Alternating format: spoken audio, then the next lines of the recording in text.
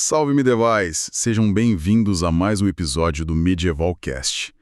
A questão de hoje é uma que surge todo final de ano, né? Por que o Natal é comemorado no dia 25 de dezembro? E a resposta que todo mundo parece ter na ponta da língua é que foi uma apropriação de uma festa pagã. Simples, direto, quase um fato consumado. Mas será que a história é realmente essa? Para investigar isso a fundo, a gente vai mergulhar num artigo excelente do site História Medieval. O material é denso, ele vasculha fontes antigas, calendários romanos, debates teológicos. É um verdadeiro trabalho de detetive. Nossa missão aqui hoje é usar esse artigo para separar o que é mito do que é fato e entender qual foi o raciocínio real dos primeiros cristãos. Vamos tentar reconstruir o que se passava na cabeça deles quando escolheram essa data tão simbólica. Então, vamos começar pelo suspeito número 1, a teoria que todo mundo conhece. O Natal foi criado para competir ou substituir a festa do Natalis Solis Invicti, o nascimento do Sol Invencível. É uma ideia muito forte, muito sedutora, mas como o artigo aponta, quando a gente olha as provas, a história fica bem mais complicada. Exatamente. Essa teoria é tão popular que parece ser um conhecimento antigo, mas na verdade ela é relativamente moderna. Ela ganha força ali no século XVIII com estudiosos do Iluminismo que tinham um interesse particular em mostrar como o cristianismo teria absorvido rituais pagãos para se fortalecer. A narrativa é boa, mas o problema é que, quando voltamos para as fontes da antiguidade tardia, as evidências de uma relação direta de causa e efeito, elas simplesmente não estão lá. Espera um pouco. Se a teoria é frágil, por que ela se tornou tão dominante? O que nela é tão atraente a ponto de ter sobrevivido por séculos, mesmo sem tantas evidências diretas? Eu acho que a atração vem da simplicidade dela. É uma explicação que parece fazer sentido, assim, de forma intuitiva. Uma religião nova chega, encontra uma festa popular e, em vez de proibi-la, a cristianiza. É uma ótima estratégia. É uma ótima estratégia. E, de fato, aconteceu com outras coisas. Mas para o Natal em 25 de dezembro, o problema é a cronologia. A celebração do Sol Invicto nessa data específica só aparece documentada de forma clara pela primeira vez no cronógrafo de 354. Certo, o cronógrafo de 354. E quando surge a primeira menção ao Natal cristão? Aí é que está o ponto crucial. A primeira menção explícita ao nascimento de Cristo em 25 de dezembro também está. Não me diga. No mesmo documento, o cronógrafo de 354. Os dois registros são contemporâneos. Isso sugere que eles surgiram em paralelo, e não que um foi criado para substituir o outro.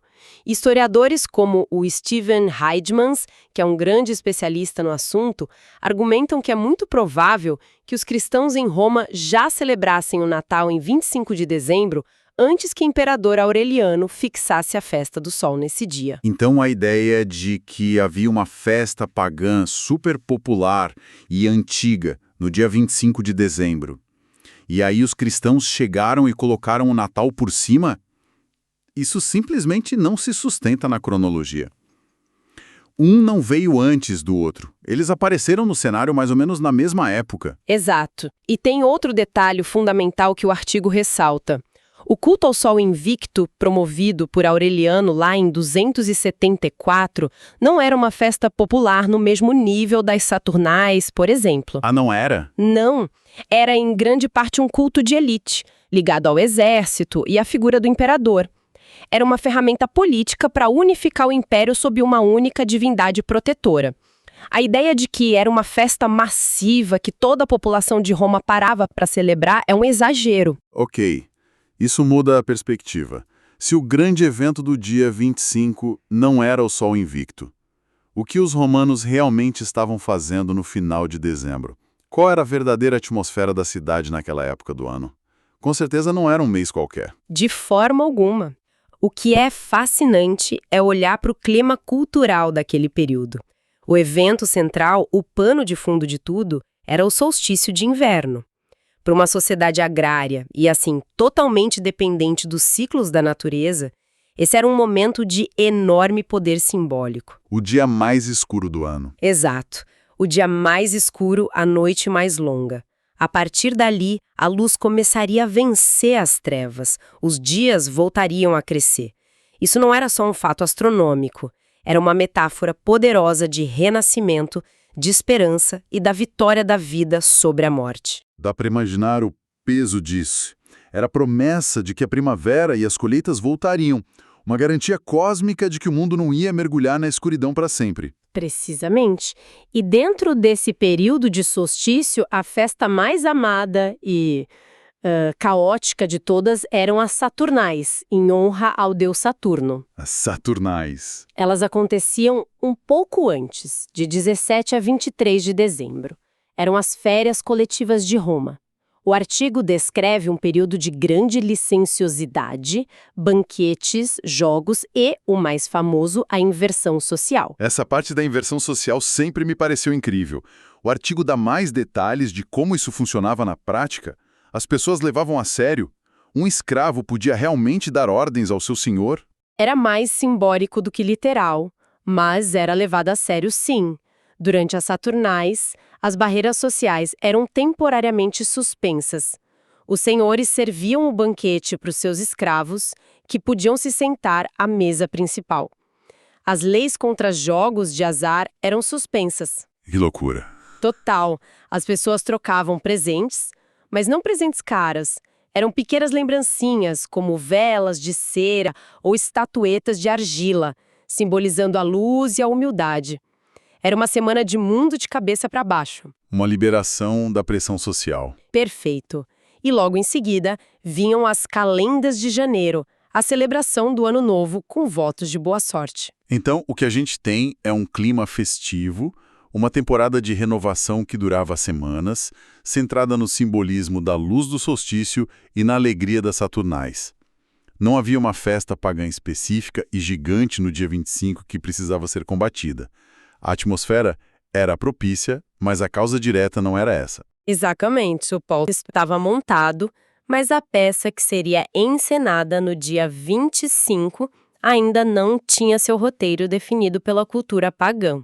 E aqui a história dá uma virada sensacional. Se a data não foi uma reação ao paganismo, ela deve ter vindo de dentro do próprio cristianismo.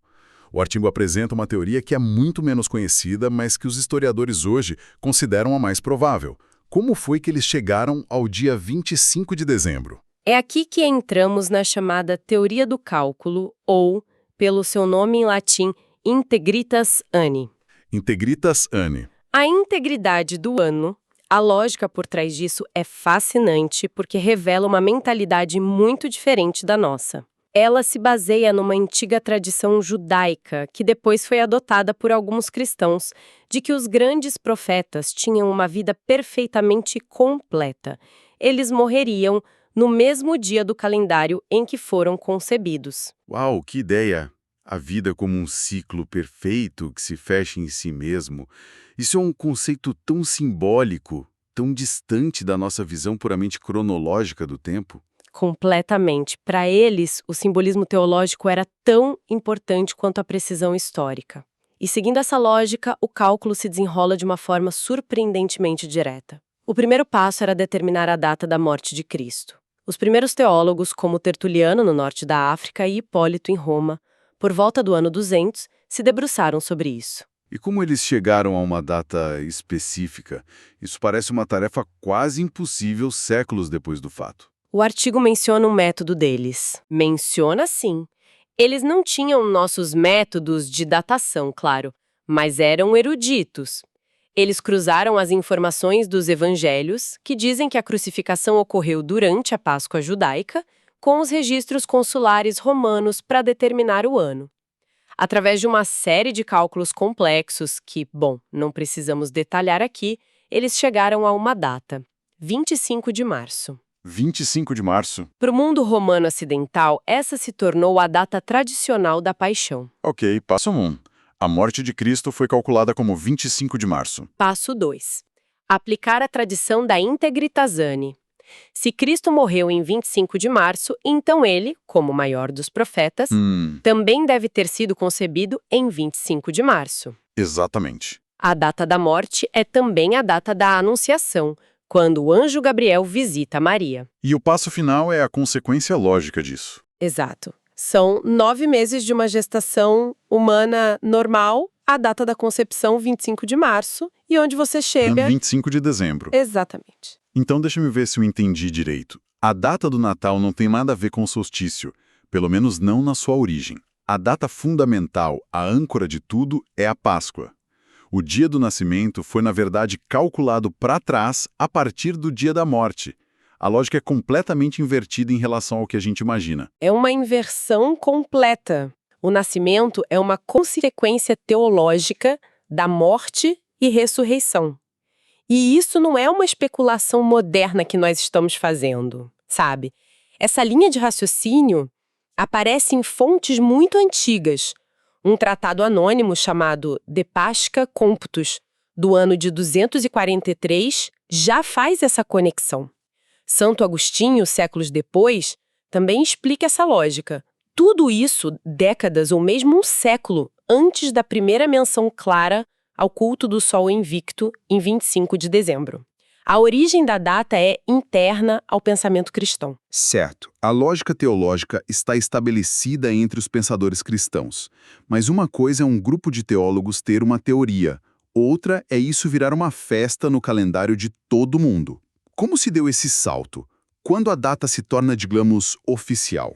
O documento-chave para isso é o cronógrafo de 354, que a gente já mencionou. Também é conhecido como calendário filocaliano. O que seria exatamente esse cronógrafo?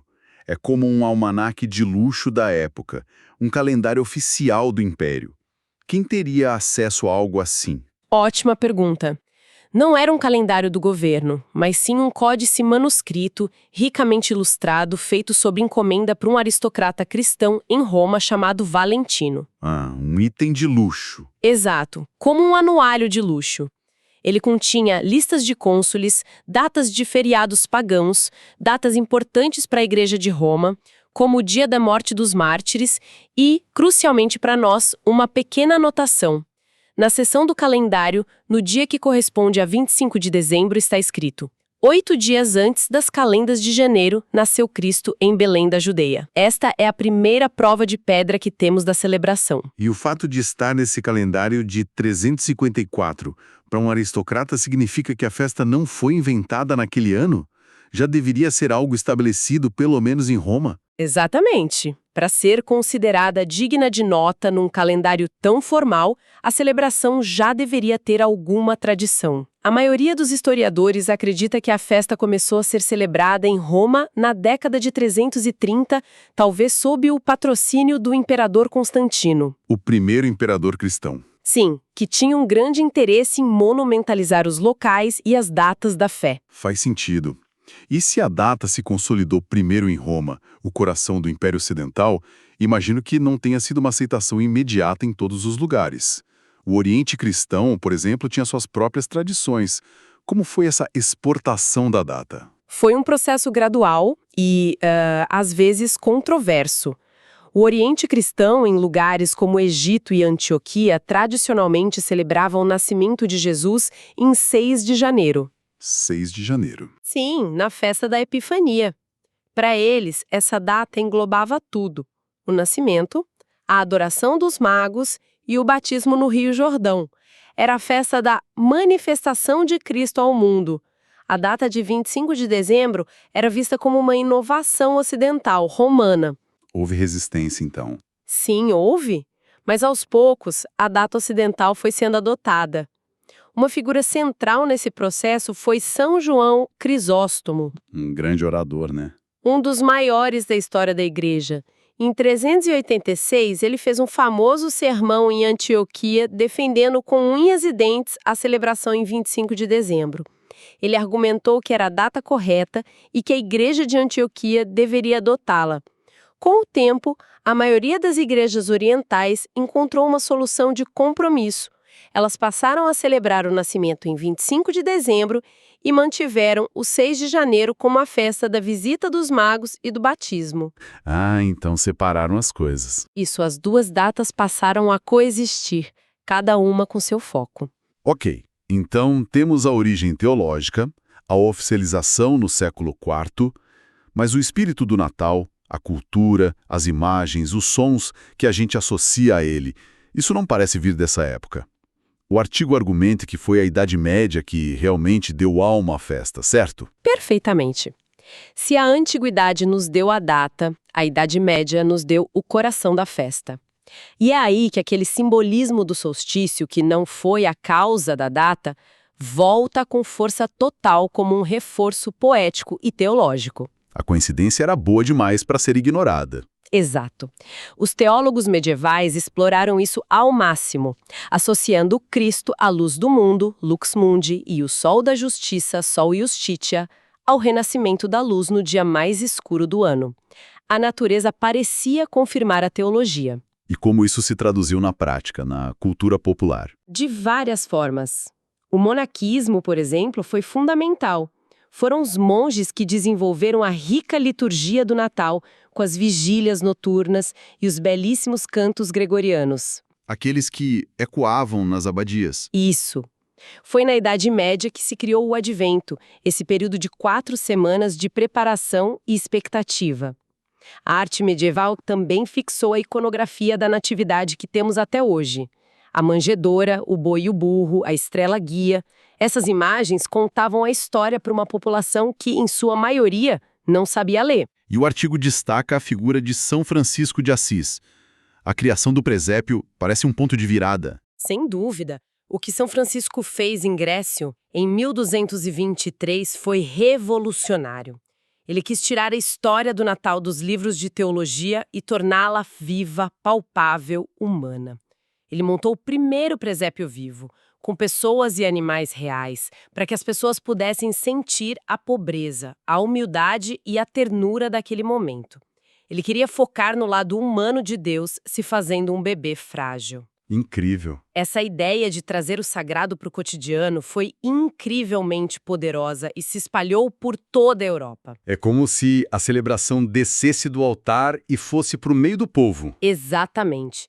E a partir daí surgem os autos de Natal, as peças de teatro populares e os cânticos natalinos que não eram em latim, mas nas línguas locais, para que todos pudessem cantar.